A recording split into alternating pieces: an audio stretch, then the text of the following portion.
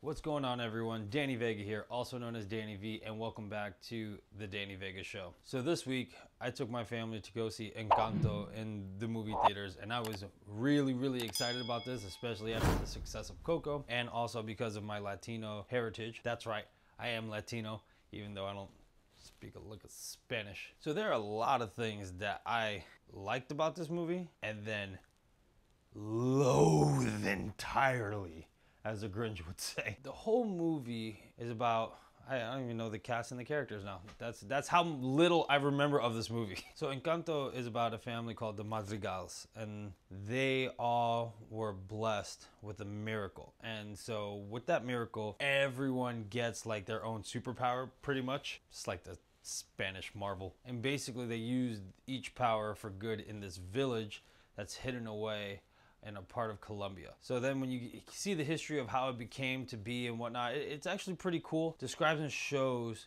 like things that actually like happen in Colombia, how people have to emigrate from their towns because of tragedies and whatnot, and they make the best of everything. What I really love about this entire movie is the representation of Latino culture. You see all the different complexions of the Latino community, whether you're light, dark, or anywhere in between. And I thought that was absolutely fantastic because that's actually, you know, what we grew up in. And it showed that part of our culture. However, the thing that me and my girlfriend were discussing is that it really didn't dive too deep into Colombian culture. Like, yeah, you saw like arepas and you saw like the way they dress and whatnot, and also the scenery of Colombia. However, it really didn't dive deep into like how Coco did. When you watch Coco, it feels like you're in Mexico. And especially you feel the culture with Dia de los Muertos. And you know, it's really fascinating to see. However, we would love to have seen this in Encanto, but you really don't see that at all. Well, I guess they can't show everything in Colombia, now can they? I'm in love with the Coco. I'm in love with the Coco. So everyone in this family has superpowers except for Mirabel, who's the main character. The thing is that I liked where it was going at first. However, I feel like it didn't deliver. I felt like it fell short. There were some interesting things about it. However, the payoff is really not that well. It reminded me, and I said this in my Facebook post, it reminded me of like a bootleg version of Kung Fu Panda that you find at the bodega. Because I don't know if any of you from New York or Latinos out there, when you used to go to the bodega and you had like these off-brand like Incredible Hulks or whatever, but it was like Green Machine and all that jazz with like weird names because it was like a knockoff of what really is. I feel like Encanto is a knockoff of Kung Fu Panda. And the reason being is because every character was very similar and the message was exactly the same. You have the one that cooks. You have the one that can see the future and basically tells the chosen one what to do. You have the chosen one. You have the grumpy old person who lost something and that's the reason why they're grumpy, but the main character is the one that brings them back together. There's just so many similarities between the two. I could not stop saying it in the movie theater. I just kept going, this is Kung Fu Panda, this is Kung Fu Panda. And the message is the same. There's no secret ingredient. It's just you. The reason why, and this is spoiler alert for anyone that actually wants to watch this movie,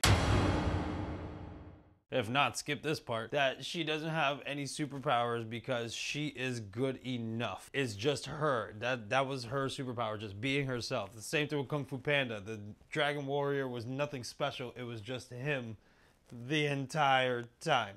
They even did a stairs joke. Yes, I am not lying to you. They did a Kung Fu Panda stairs joke about going all the way up the stairs and going,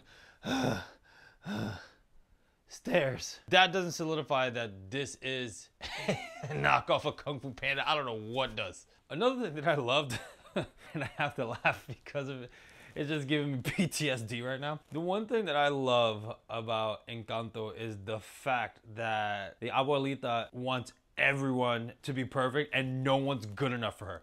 Holy shit, if that's not Hispanic culture and Latino culture, I don't know what is. Because no matter what you do, no matter how great you are never good enough for either your parents or your grandparents in Latin culture. That is just a fact. And if you disagree with me and you're Latino or Latina, then you have the best rare parents or grandparents I have ever heard of in my life. Because the entire The entire thing was that Abuelita wanted everyone to be perfect, and everyone was tired of that, and they hid behind the fact that, oh, everything's good, we're all happy, as we're crying inside. Hello, darkness, my old friend. As soon as they were like, no one's ever good enough for you, I was just like, yes, I feel that right here. Just all here. Also, another thing that I love that highlighted about Spanish culture is that everyone's superstitious. They have candles, they light it, they pray for miracles and whatnot. Santa Maria, Jesus! I could have swore that I heard a sana colita de rana in there as well. Last but not least, the one thing that I'm tired of Disney doing is that why every time you have a strong woman, you make her look like a dude. Stop, Disney. This is ridiculous already. Again, there's nothing wrong with a strong woman. Just don't make her look like a man. I feel like that right there is really telling that women can't be strong without being a man. And that's dumb. Absolutely dumb. I love Gal Gadot's Wonder Woman because she's feminine, she looks like a woman, but she's super strong. Just as strong as Superman. They showed that in Justice League.